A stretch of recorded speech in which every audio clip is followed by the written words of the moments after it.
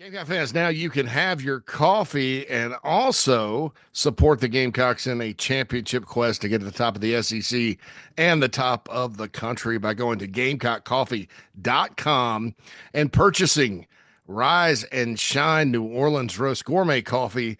All of your purchases go to benefit Garnet Trust and put NIL dollars in the coffer of the Gamecocks official NIL collective. Check it out today and support the Gamecocks NIL. Good morning, Gamecock fans. Welcome into Coffee with JC Shurburtt. Today is Thursday, May 15th, the year of our Lord 2025. And I'm certainly happy that you guys have decided to listen this morning. Guys and gals, the folks out there. Gosh, I sound like Bill O'Reilly. What if I just lost it and said, we'll do it live? We'll do it live. I don't think I could do coffee live. It's too... I try to get it up by 8 Eastern every morning, and usually, I mean, it's pretty safe unless YouTube's slow to upload, which happens from time to time. But the podcast version, if you're listening on the ITG podcast channel, is usually always up. That's easier to put up. Sometimes my mic comes unplugged in the middle of this. I don't know why it doesn't happen on the show or the morning show, but it does. But yeah, I don't think I'll ever be doing coffee live unless... I don't know. We won't even go there. Gamecock baseball tonight. They play LSU at 7. And see what happens there. They did win against Winthrop earlier this week. 5-22 in the SEC. One more loss. That's the record. So they need a sweep to tie the record. So we'll see kind of what happens there. Gamecock softball starts NCAA tournament play tomorrow night. We will have Ashley Chastain Woodard on the morning show. I say we, I mean JB. And then Phil and I have Gamecock Smorgasbord today with Alex Jones. That's becoming a pretty good segment since Alex kind of came with us. It's Alex talking, but really it's a conversation with the three of us, usually about all Gamecock sports. But certainly looking forward to catching up with Alex later today. I'm to the point where I start looking forward to that every single week, which tells you maybe the show needs some guests after the last 2 episodes. Man, goodness gracious, it's been a freewheeling experience on Inside the Gamecocks show. But that's what that show's supposed to be. It's an afternoon show. It's supposed to be fun. You know, when there's not a lot going on, as there is not right now. I mean, during football season, we're obviously going to be breaking things down and talking about it incessantly and recruiting and all that. But, you know, for right now, it's kind of freewheeling, lots of off topic. I wouldn't hit you guys and gals with that in the morning or even during the old window, you know. But it's fun. If you like that kind of thing, please listen. Many of you do. And I certainly appreciate that. I did get a chance last night to watch In Spirit, the ESPN documentary about the 2010-2011 Gamecocks, and lots of emotion, you know, from yours truly. I'm going to talk about that a lot with Phil today, but emotion, sad emotion, empathy, great memories. And I'll be honest, I didn't think about this year's team at all when I did it. I got a media copy of it, and from JB, and to preview it, right? And I didn't watch it. You know, I had this, that, or the other going on, and with baseball struggling like it is, you know, I wanted to be in the right mindset, so I was last night, and I watched it, and didn't think about this year's team at all. And that's not being rude or ugly or anything like that, because I was worried about, you know how you are. Sometimes it's like, well, gosh, those were the good old days. And they were, you know, but that team, you know, thinking back on that team, man, and then what was going on simultaneously with the Baylor Teal story and Charlie, the bat. I mean, it kind of renewed a lot of, and I say renewed because I've always kind of believed, you know, but it renewed my faith in a higher power, and just it was awesome what happened, and everybody should be commended. And you know, those championship runs will live forever. They don't take them away. Winning schools don't, you know, they always celebrate it, and I think the Gamecocks will get back there someday. in baseball, but I don't know that they'll ever be anything like that. I mean, maybe they do at some point win 22 straight NCAA tournament games. I mean, the baseball part of it, anything's possible, and that's not what I'm talking about. I'm just talking about the spirit of it in a lot of ways. Great job by Jake Williams, who helped put it together, and boy, Chad Holbrook was powerful. Ray Tanner was powerful in it. I encourage everyone that cares about not only the Gamecocks but humanity to go watch it. My wife couldn't make it through.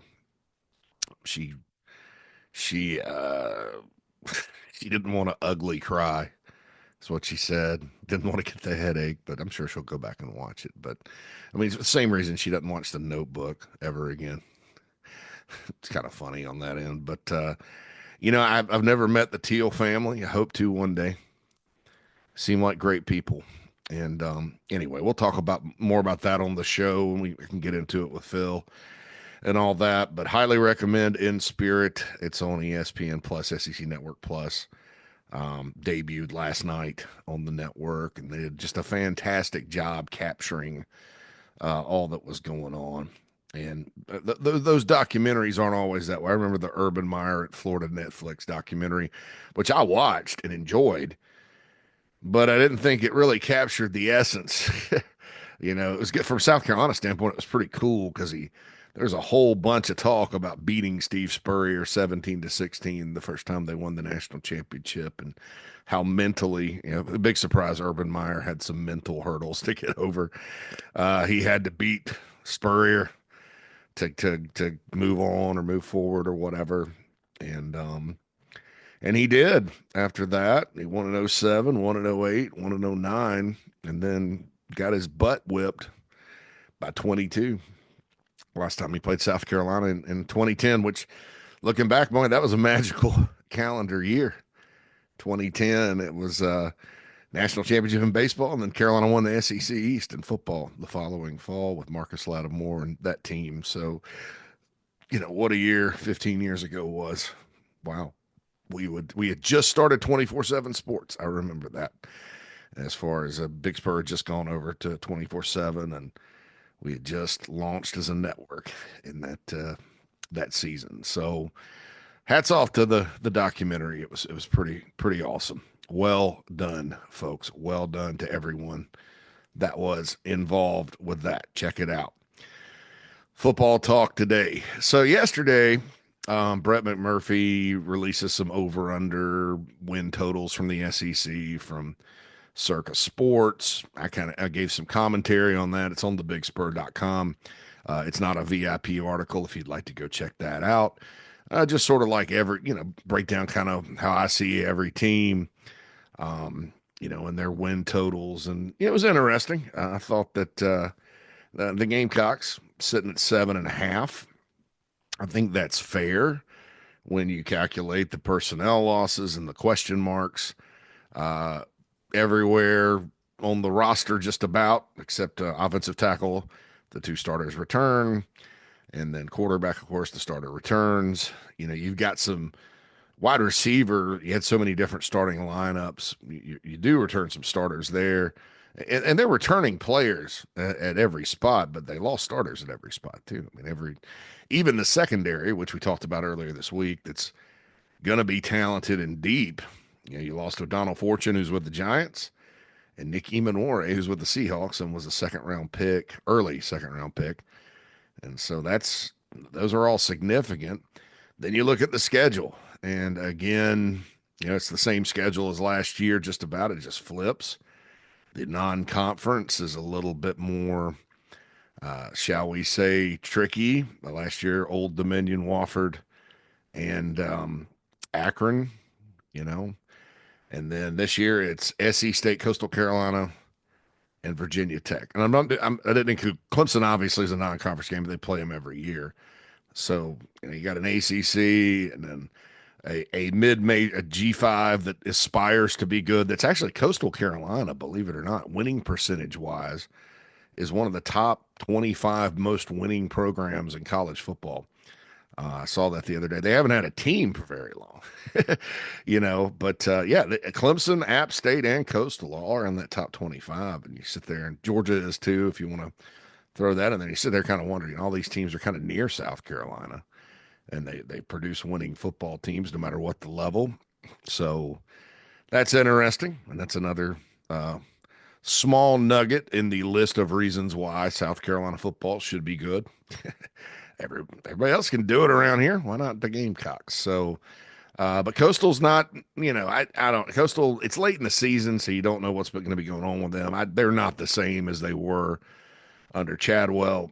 Obviously, I'm not so sure that the guy they have now is the long term answer down there, but, they got in the portal, and we'll see how they are toward the end of the season. I'm kind of glad the Gamecocks avoided the Chadwell years. They're supposed to play Coastal in the opener in 2020 before the pandemic got. And I always say, because that year it was Coastal, Kentucky, Missouri, Vandy. It was kind of, East Carolina was on the schedule at home. It was all kind of lining up for a potential 4-0 start, 3-1 start that season because the schedule was sort of backloaded. And I remember talking, before the pandemic hit after 2019, it's like people are going to be happy because, we could start 4-0, to a couple of contacts within the program. Lo and behold, in the most must champion thing ever, there's things I call must champion, like things that like just come out of nowhere. It's like, what the hell, that happened at Florida, South Carolina, wherever he coached.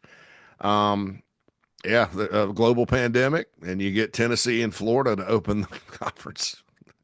The schedule, the overall schedule, started 0-2, and somehow got to 2-2, and then the bottom fell out. But so they're supposed to play that year. But I always tell people, folks, it was like, yeah, you were probably going to be favored against Coastal, but that was a really good Coastal Carolina team. And I always kind of tell people, they're like, well, what if Coastal had come in and beaten them, which is possible.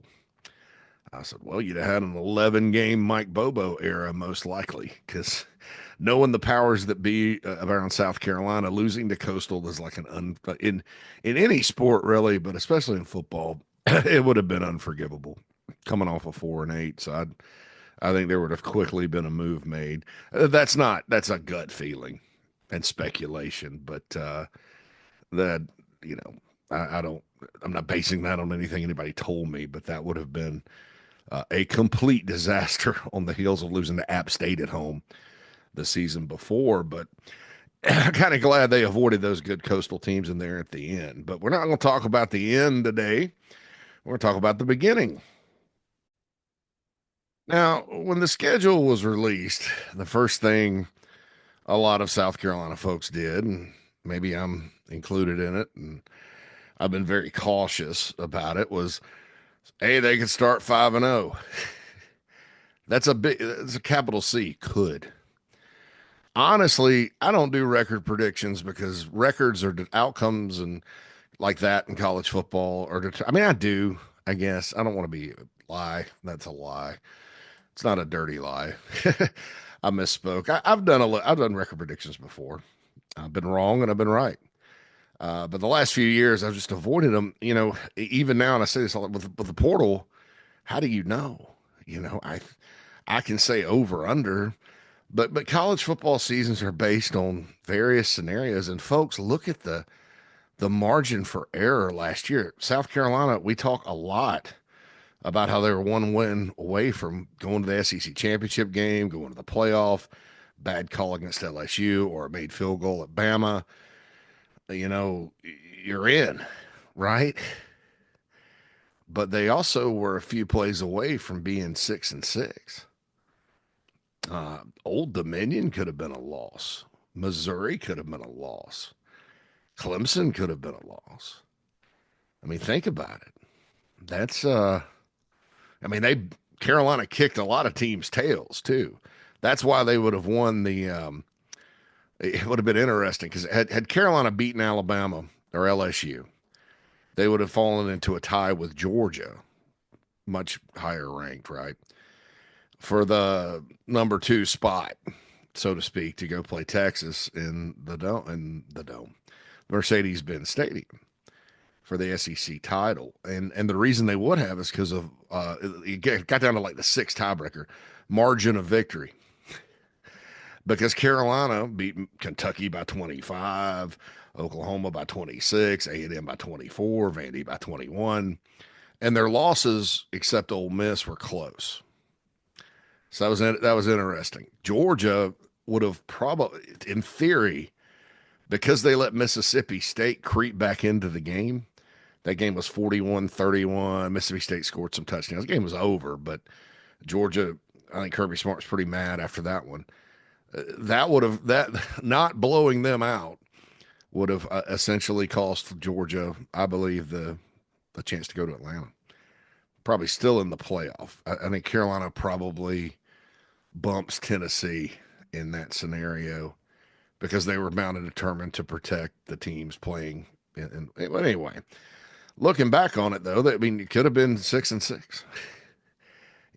Old Dominion doesn't turn the ball over, and they shockingly lose. You lose the opener, who knows what happens? This play would have been miserable. It's miserable enough with a close win. And then Missouri, you don't get that last drive. Clemson, you don't score at the end. It's close. But that's the way every season is. I went back and looked. I was doing some research for another project that's not Gamecock related, and went back and looked at the 2005 or 4 Southern Cal team that was really good with Reggie Bush and Matt Leinart. They had some games. Cal was 5 points. UCLA, their rival, 5 points. Could have gone either way. So even the great teams sometimes have close games. There's not, the idea is to be able to win the close ones and win and blow people out from time to time. Margin of victory obviously matters because I just laid out the 6th tie-breaking scenario if we're going to have ties. But it's close. So that's why I don't give record predictions, because college football seasons largely hinge on scenarios. A lot of it has to do, especially in the SEC, with health and injuries, who's up, who's down, depth, mistakes in games that are inevitable but that you want to avoid, like turnovers, fumbles, missed assignments. It's just impossible to sit there and go, it's fun and we do it, but it's impossible to sit there and with any kind of logic and with a straight face and say this team is going to go 8-4 or 10-2. But we do it because it's fun, and we're only guaranteed 12 games a year. So what are we going to do the other 353 days? We talk about the roster, that gets old. Talk about the schedule, talk about who, we're going to do it. But for me, I'm like, well, there's a lot of scenarios. And like, and this year, there's a lot of scenarios for the Gamecocks because you have a lot of kind of new players. I said yesterday, I thought that if you're just talking about pure talent, in other words, like guys on the roster that should play in the NFL, on track to do so, there's probably more talent on this year's roster than last, but it skews much younger, And in talking to folks at other schools that cover other schools, there's a lot of teams that are much younger than they were last year, because last year was 2024 was kind of the last COVID deal. Everybody that got here in 2020 redshirted automatically. So everybody's got more eligibility. But those guys so you don't have as many 22, 23-year-olds. You have more 19, 20-year-olds, that kind of thing. So you just don't know, and it's unforgiving. The SEC is unforgiving. We're living in a world where Florida, the great Florida Gator football program, which I have some thoughts about that job, and is it really all that good when only 2 people have won big there? But anyway, for the first time since the 30s, they had 3 straight losing seasons, including the bowl. Including 2 teams that lost in the bowl at 6-6 and then a 5-7. And Napier turned it around and snapped that. They went 8-5. Good for them. But Auburn, for the first time since the 50s, is sitting on 4 straight. Those are 2 programs that won national championships the last decade, or the last 2 decades. A combined 3, and they've played for 4. The Florida and Auburn were when I was doing national recruiting, they were synonymous with powerhouse. Auburn, Florida, gosh. So we're living in that world. We're living in a world where Oklahoma, one of the top 5 most winning programs in the history of college football, goes to a new league and goes 6-7 automatically. There's reasons for that, and I think Oklahoma is going to be interesting moving forward. Texas may be too, but and then you have this whole situation where the SEC once again. It always happens when Carolina has a good team. 2 new teams come in and they just kind of mail it in on the schedule balance for 2 years. This happened to Carolina in 2012 and 2013 to a lesser extent, where it's like, all right, we're just going to put a hodgepodge together and you play what you play. We're protecting the secondary rivalries and we'll probably go to 9 games, but in 2026, but we're just going to do this for right now. And you had these crazy discrepancies like Oklahoma's schedule versus Texas's schedule. They did the best they could, but still, it's hard to predict. It's just hard, And then you throw the transfer portal in there. I was looking at Carolina's attrition rate as far as losing players was actually pretty good. They lost 22. That's kind of down toward the bottom. Texas lost the least at 16. Other schools, Arkansas is up there way over 30 something.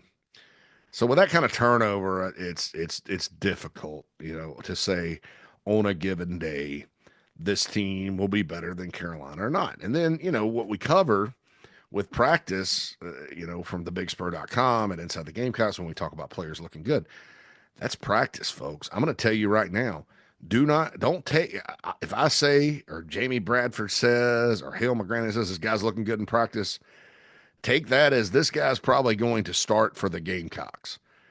There is no way, there's a way to guess and formulate a theory, a hypothesis, if you will, scientific method, about how they will do against other teams' competition. But unless we all go and watch practice at every other place and form an opinion there, and all of them are closed, you're not going to do that. And, you're basing everything largely on last year.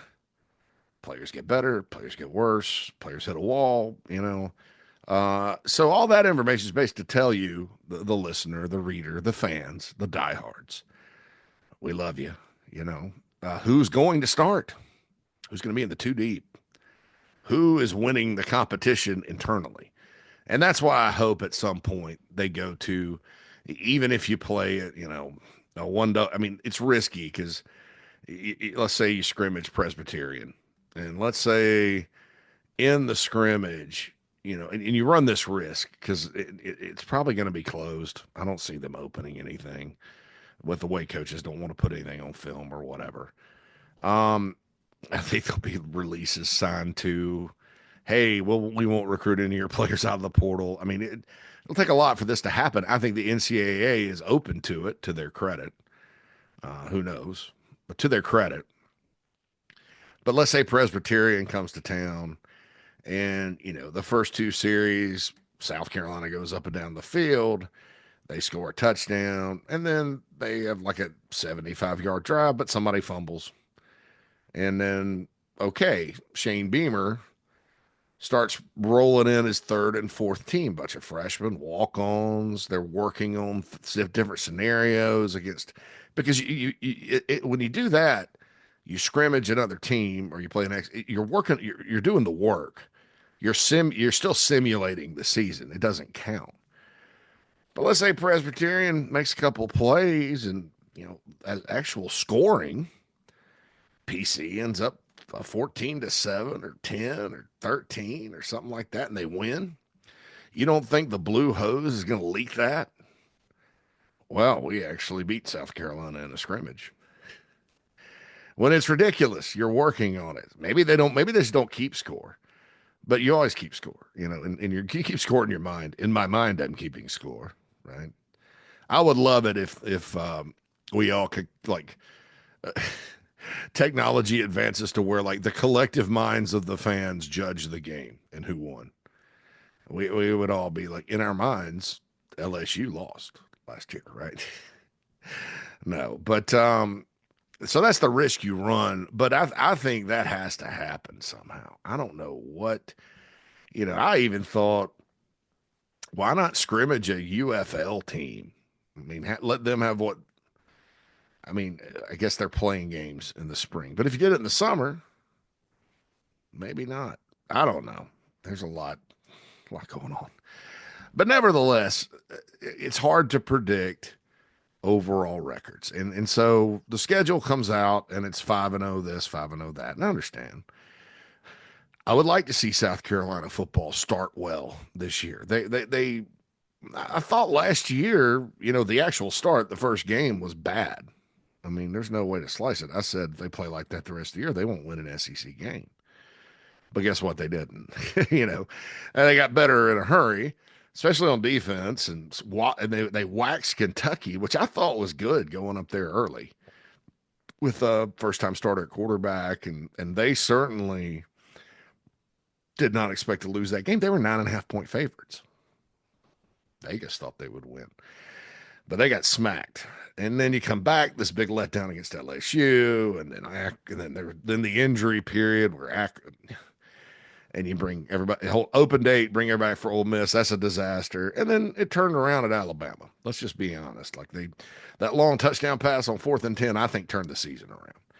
Even though that game ended in a loss, I think the Carolina guys were like, we can play with anybody. Because if you can play with Bama, in college football for 20 years, since these guys have been on earth, they probably think, oh, we can play with anybody. So they, they turned it around and did that. But so I don't know that it was a start, like the whole month it was bad.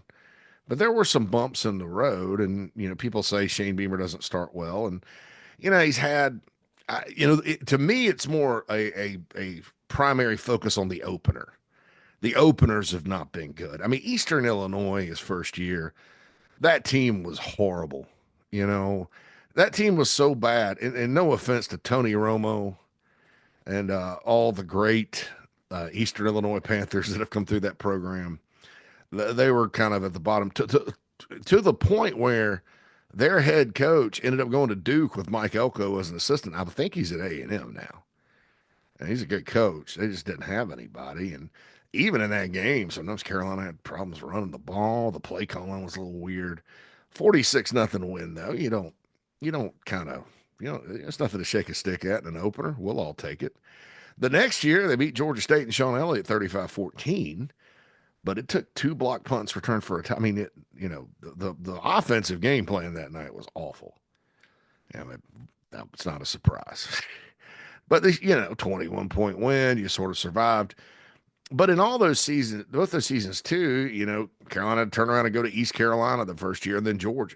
Then 2022, Georgia at Arkansas, and then the death machine of Georgia comes to town. That's tough. Arkansas was healthy and good. Rocket Sanders ran for how many yards?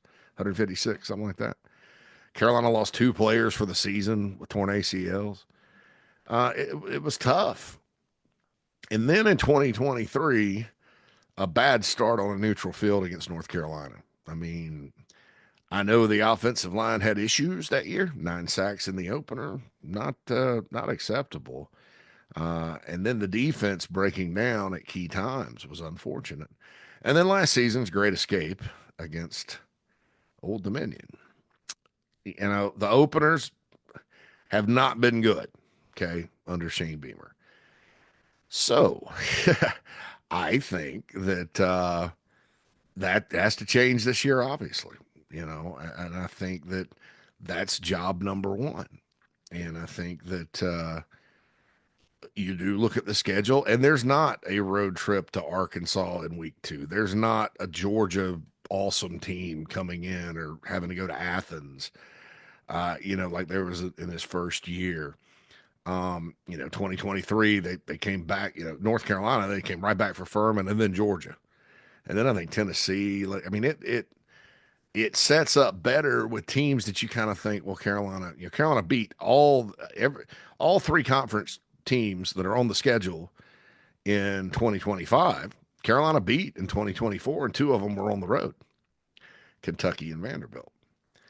But these teams are all capable of beating anybody, really, in the league. We're entering a season in the SEC of parity. We're in a world where Kentucky was terrible last year, yet they beat Ole Miss and, in theory, knocked them out of the playoff. So we're living in a world where a bad Oklahoma team beat Alabama by 3 touchdowns and knocked them out of the playoff.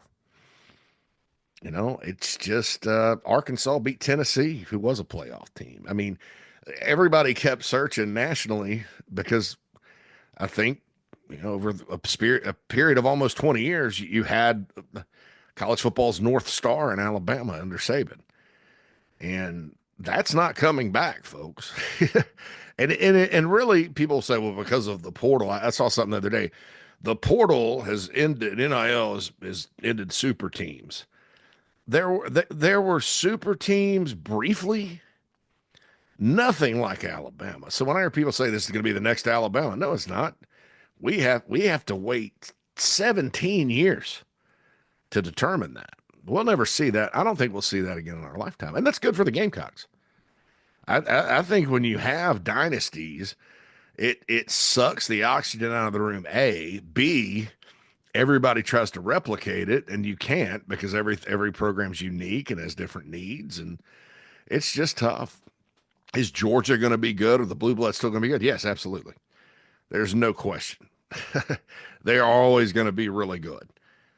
But are they going to be undefeated, average margin of victory, 35 points good in this league? In this league, no. By the way, happy birthday to Mad Dog Phil Mullinex, my buddy, one of my best friends. Obviously, our producer works his butt off, Chief Sports and the Big Spur. Just a great guy. Happy birthday, buddy. Anyway,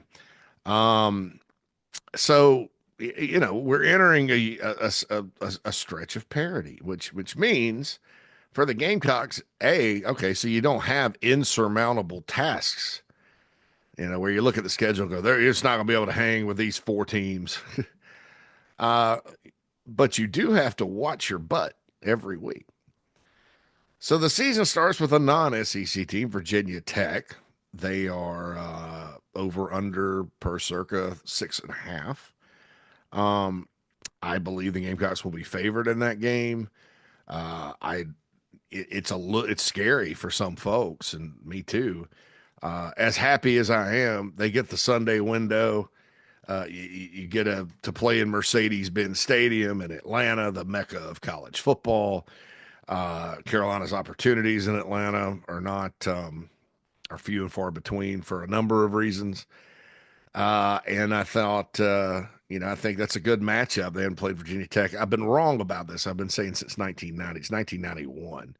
I forgot that Bobby Fuller led 1991 team beat Virginia Tech at home 28-21. Frank Beamer's squad that year. It was kind of an upset too. The Gamecocks haven't played the Hokies since 91. Obviously, there's the Shane Beamer connection.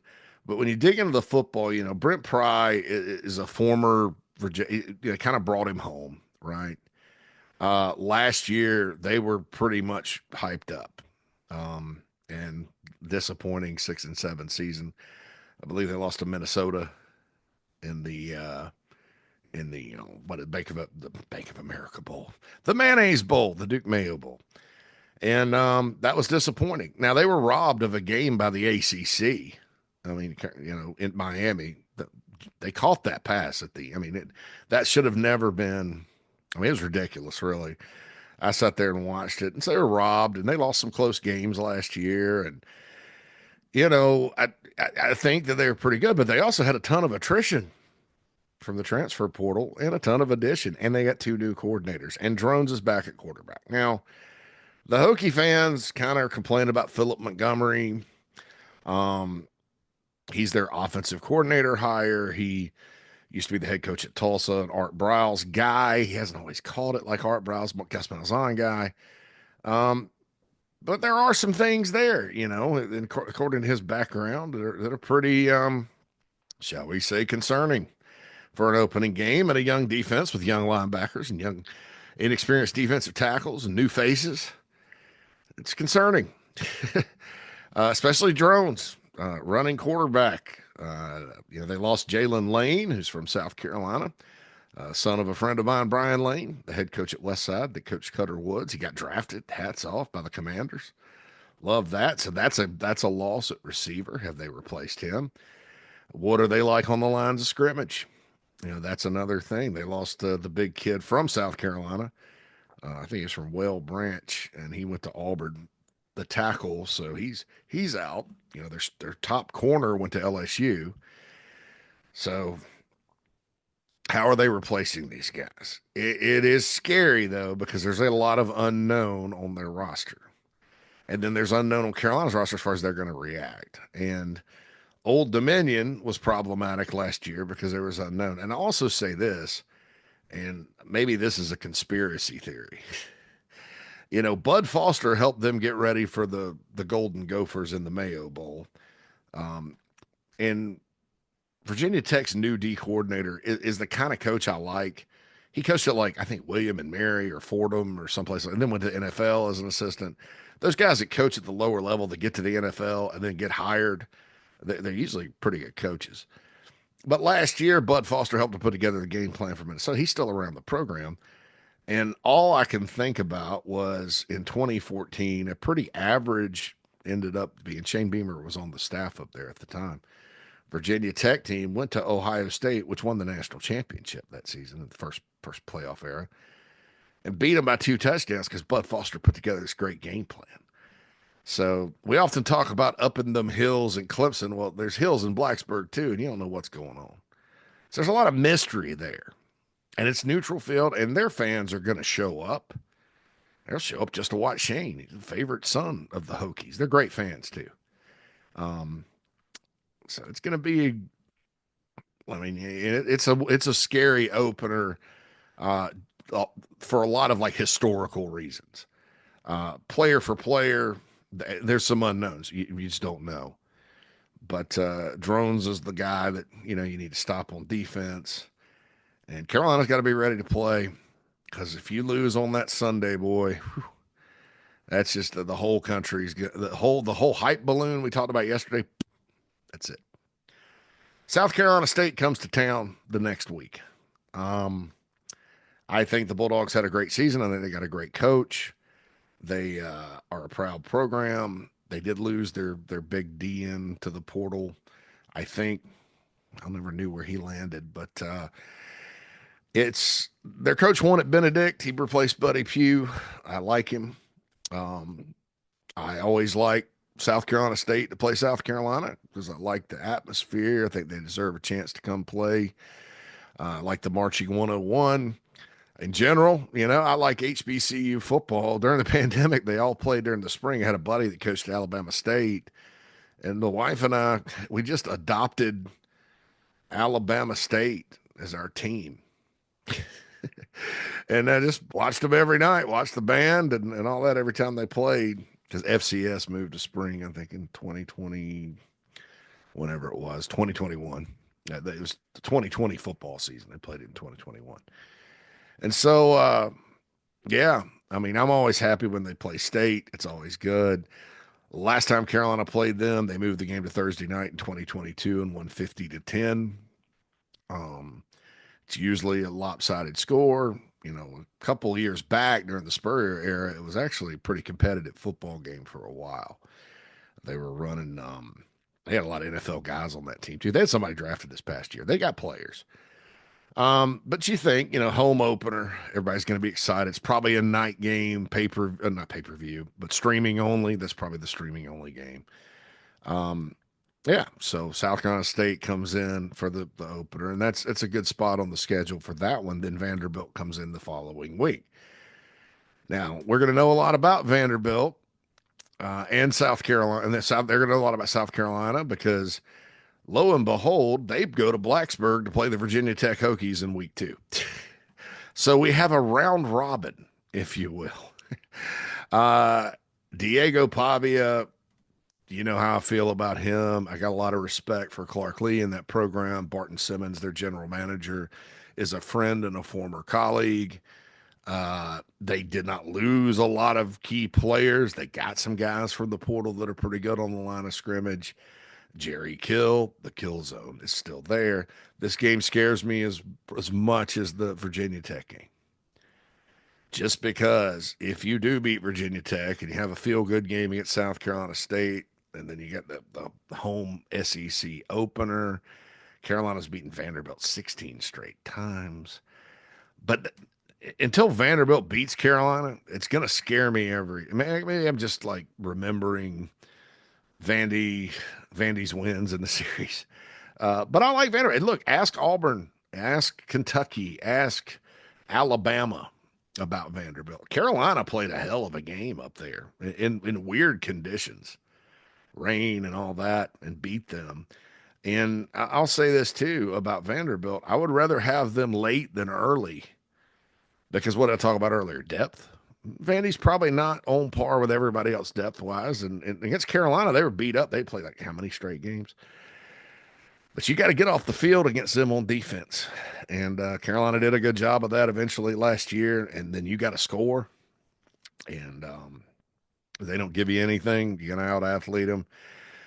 Good thing that game's at home. It would be scary to go up there for the opener. Although there's been scary SEC openers at Vanderbilt in the past. Carolina's won, barely, but they've won. I'll take a 1-point win in that one right now. I'll take the 1-point win and the complaining and the worry and everybody taking cheap shots on social media and the national media dropping them in the rankings. It's just win that one. Then it gets really thick at Missouri. So this game goes from late in the season to early in the season. The same thing happened with the Kentucky game last year, and I shared similar concerns because you had this, Kentucky series, and let's talk about the Kentucky series because they're last. And you look back at it, and well, Beamer lost in his first year game. They probably should have won if they'd had a good offensive coordinator. They would have lost 16-10. You go up to Kentucky, you beat them in 2022, but they didn't have their starting quarterback. Now, the next year they come to town, and that team, Carolina's team, dug deep and won. I call it the Darude game. Great atmosphere. They won it. But then you got to go turn around and go right back up there, and you hear Mark Stoops talking about, oh, God, we should have won. I'm as disappointed as I've been in my career. And so you're like, week 2, they're a 9.5-point favorite. Carolina this is going to be tough. And they beat the crap out of them. Missouri, same way. You look back on it, Eli Drinkwitz probably feels like he should have won the game. Maybe they should have. They played very well. Missouri's got a lot of talent again, especially on defense. It's out there. Carolina has not won out there since 2017. That game, too, was early, second week of the season. But, it's going to be tough. You just go shoot your shot. That game scares me more than the other one. So I'm scared to death here, folks. I'm a fraidy cat. Then Kentucky comes to town. By the way, Missouri is at 7.5 over/under wins. There's nothing for South Carolina State. Vanderbilt's at 5.5. I think Vanderbilt will probably do a little better. These are regular season win totals too. The bowls don't count. So last year Carolina was 5.5, so they technically had 9. Kentucky's at 4.5. They have their 3 built-in wins. They do kind of have a tough-ish schedule to start, rotating in the other teams. The only thing I'll say about Kentucky, I do think they'll be better on offense this year at quarterback because Vandegrift was a disaster, and they put all their eggs in that basket and it blew up in their face. All their receivers left, Dane Key, Barian Brown, Jordan Dingle, they're all gone. So they've had to retool a little bit. I like some of the pickups they've got on defense from the portal. It's at Williams-Brice. Carolina does not show. It's not at this point. It's a 3-game win streak for the Gamecocks now, but everybody remembers losing 5 in a row. They're not going to show them any mercy. I feel pretty good about that one. Just to be honest. But Kentucky's one of those high turnover teams. It's a mystery as far as roster. And Mark Stoops still coaching there. I think he's still a pretty good coach. So the 5-0 start thing, and then we look at what's ahead, not even looking at what's ahead. I would not fall into this trap where that's a given. Yeah, I think absolutely South Carolina in September, it is critical to take advantage of the opportunity. because you don't have to go to Austin, Texas, or Athens, Georgia, or Baton Rouge in September. But three of the five teams on the schedule certainly are capable of beating Carolina. That's Virginia Tech, Vanderbilt, and Missouri. And four of the five could if Carolina doesn't play well. And you're sitting at 1-4. God, don't hurt me. Don't hurt me like that. That's dude. They do that after basketball and baseball. I mean, it's going to be low tide in the South Carolina athletics department. But I just wanted to kind of go through that and say, look, September is critical, but don't just assume this is going to happen. If this team can go 5-0, even if this team goes 4-1, say they lose at Missouri, you can recover from that. You got the opportunity. You know, it's tough. You got LSU, Oklahoma, Alabama, Ole Miss, Texas A&M, all in a row. That's tough. But you know, it was the same way last year. You know, you had Ole Miss, you had Alabama, you had this, that, then. There's nothing that says they can't turn it around. I mean, sure, it's tough playing at Tiger Stadium or Kyle Field. Carolina hasn't had a lot of success at either place, but you know, hey, they had never beaten A&M until 2 years ago at all. So these things can get better, and Beamer's teams get better as the season goes on. That's why if you can have a nice start, you know, given the normal getting better, you know, you can have the big year you want. You can maybe go to Atlanta, maybe go to the playoff. So anyway, just wanted to talk about that first 5 games. Like I said, win totals per circa for all of 6.5 for Virginia Tech. We got South Carolina State one on the board. I'm assuming they'll win 8, 9, 10 games at their level. Vanderbilt is at 5.5. Missouri 7.5. Gamecocks same as Gamecocks, and then we have Kentucky 4.5. So Carolina gets off to a 5-0 start. You're 3 wins away, with Coastal as a probable win later from going over, hitting the over yet again. They've hit the over 3 out of 4 Beamer seasons. 2023 was the exception. All right, don't forget the morning show. Ashley Chastain Woodard coming up with JB. Gamecock Smorgasbord with Alex Jones on the show with Phil and myself. Check out that article on thebigspur.com if you haven't already. SEC over under win totals and some commentary from yours truly. Please like, subscribe, and share. This is JC Shurburtt with Coffee signing off. Holla at you later.